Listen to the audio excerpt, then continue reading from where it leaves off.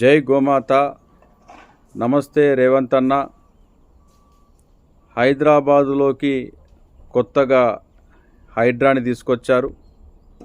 ఈరోజు హైడ్రాబాద్గా మారింది.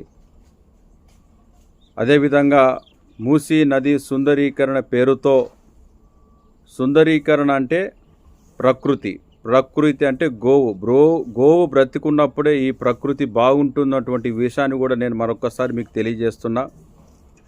ఈరోజు మీ అధికారులు మా గోశాల నిర్వాహకుల జోలికి కూడా వస్తున్నారు.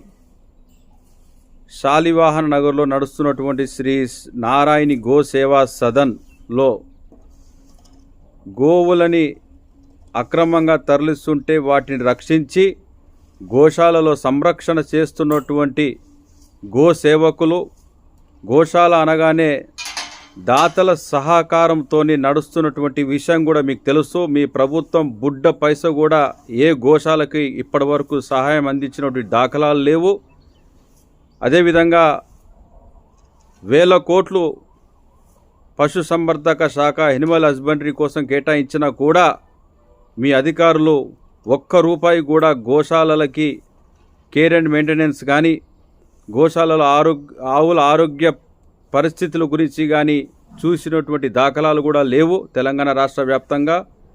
ఈరోజు మీ అధికారులు RBX అని మార్క్ చేసి వెళ్ళారు గోశాలలకి. మీ అధికారులకి మీరు క్లియర్గా ఇన్స్ట్రక్షన్స్ ఇవ్వండి. గోశాలల నిర్వహిస్తున్నట్టు వారి జోలికి రావద్దు అని. అక్రమంగా నడుస్తున్నటువంటి కబేలాలను కూల్చివేయడంలో మీరు శ్రద్ధ చూపించాలి. మీ ఫోకస్ అంతా ఆ వైపు ఉండాలి. మీరు అక్రమంగా గోవులను తరలిస్తున్నటువంటి వారిపైన కఠిన చర్యలు తీసుకునడంలో పూర్తిగా విఫలమయ్యారు. గోరక్షకులు గోవులను రక్షించి గోశాలలో వదిలిపెడితే ఈరోజు మీ అధికారులు నోటీసులు ఇవ్వడం కరెక్ట్ కాదు. వీటిని వెంటనే ఉపసంహరించుకోవాలి. లేని పక్షంలో ప్రజా ఆగ్రహానికి, గోబంధువుల ఆగ్రహానికి, హిందూ బంధువుల ఆగ్రహానికి గురి కాక తప్పదని ఈ వీడియో తీసి మీకు నేను పంపిస్తున్నాను. జై గోమాత. ఓం నమో వెంకటేశాయ.